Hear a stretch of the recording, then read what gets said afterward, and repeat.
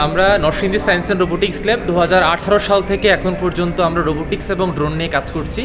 এই প্রথম বাংলাদেশে আমরা নিজস্ব প্রযুক্তি এবং নিজস্ব ডিজাইনে আমরা ভিটল ড্রোন তৈরি করছি মিলিটারি পারপাসের জন্যে।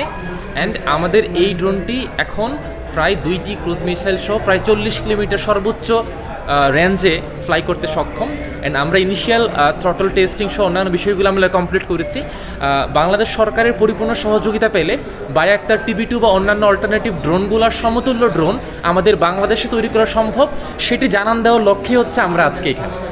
বাংলাদেশ সরকারের সামরিক বিভাগের জন্যই হচ্ছে মূলত তৈরি করা। যেভাবে তারা চাইবে আমরা সেভাবে রিডিজাইন করে আমরা করে দেবো, কারণ পুরোটাই হচ্ছে আমাদের নিজস্ব ডিজাইনে করা, কাস্টম বিল্ডে করা। সো কালার কোটিং কিংবা ডিজাইন লেআউট সব কিছু হচ্ছে কাস্টমাইজেবল। সো আমরা সেভাবেই হচ্ছে তৈরি করে দেবো। আপাতত হচ্ছে আমরা একটি শুভ্র কালার ইউজ করেছি, বাংলাদেশ বিমানের যে কালারটা নর্মালি থাকে সেই কালারটি আমরা ইউজ করেছি। এর পাশাপাশি যে কোনো কাস্টমাইজেশন থাকলে সেটা আমরা সেভাবে করে দিব। আমরা সর্বোচ্চ এটিকে 1000 কিলোমিটার পর্যন্ত হচ্ছে এক্সপ্যান্ড করতে চাচ্ছি এই মুহূর্তে। আপাতত হচ্ছে আমাদের এই মডিউলটা যেখানে আমরা কমিউনিকেশন সিস্টেমটা এখানে ইউজ করতেছি সেখানে 40 কিলো পর্যন্ত হচ্ছে সর্বোচ্চ রেঞ্জ পাচ্ছে। আমরা এখানে স্টিল টেকনোলজি ইউজ করার পরিকল্পনা করছি, যেটি রাডারের চোখ ফাঁকিয়ে দিতে পারে।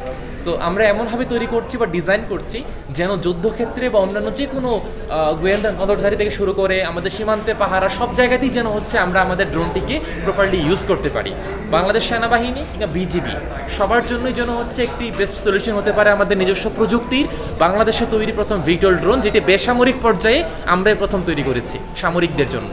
আপনারা জেনে খুশি হবেন 2023 এবং 2024 সালে বাংলাদেশের সেরা তরুণ উদ্ভাবক হয়েছিলাম হচ্ছে আমরা, এবং আমাদের উদ্ভাবনটি বাংলাদেশের বিজ্ঞান ও প্রযুক্তি মন্ত্রণালয়ে অলরেডি সংরক্ষিত অবস্থায় আছে, এবং সেখানে আমাদের তৈরি বা আমাদের নিজস্ব ল্যাবে তৈরি প্রথম রিমোট সিস্টেম RC কন্ট্রোলার সেটি হচ্ছে আমাদের ল্যাবে তৈরি করা হয়েছে।